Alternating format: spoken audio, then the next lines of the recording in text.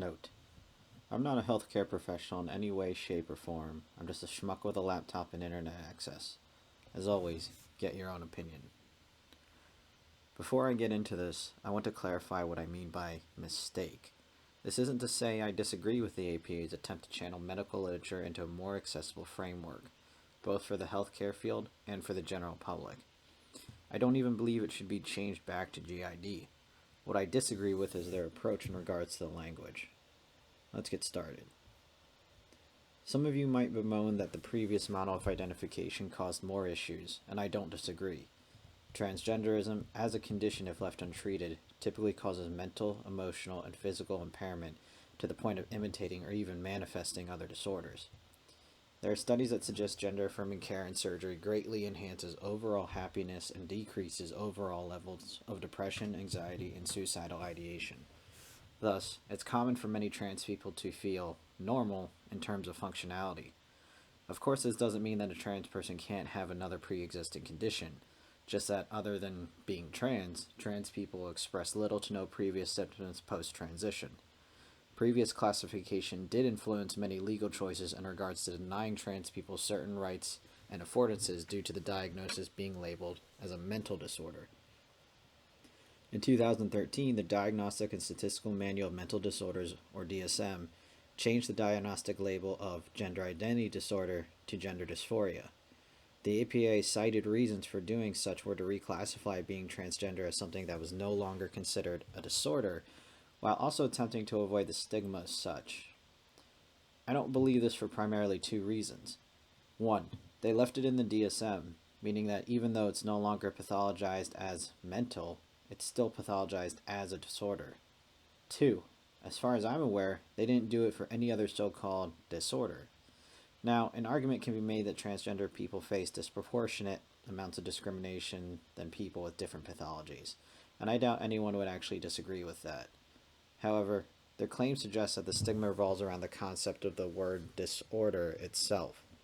Yet the DSM still maintains many diagnostic labels containing the word disorder. In some cases, a few pathologies were changed to include the word disorder in them, such as folding Asperger's syndrome into autism spectrum disorder, and changing manic depressive to bipolar disorder. Keeping this in mind, I have a hard time believing the motives for changing the diagnostic label were as stated. Next thing I want to address is the language itself.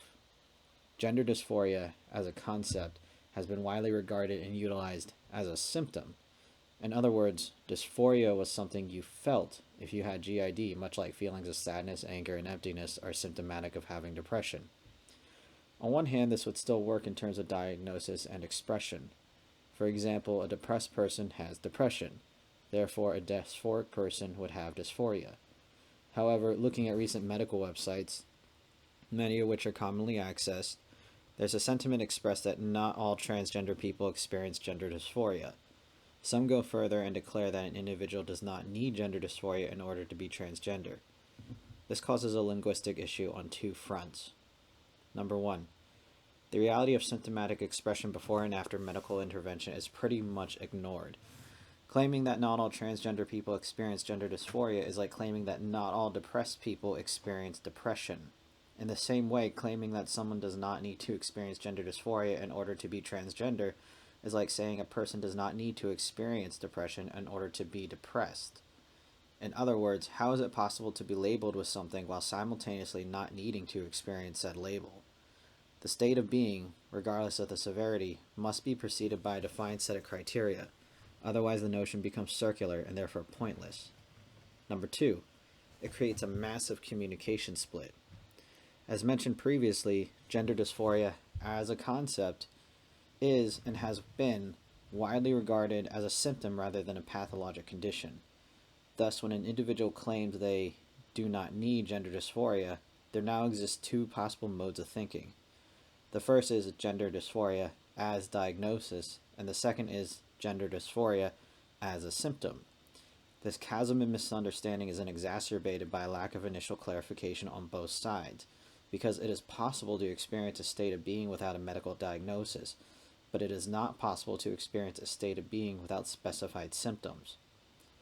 All that being said, I don't agree with the current direction the medical literature is taking due to the reasons listed above.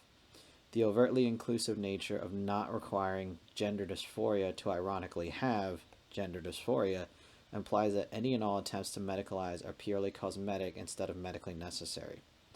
However, I do believe a more pragmatic approach that examines transgenderism as a pathology and individual application would be the most beneficial. Just a few thoughts. Websites referenced listed below in the description.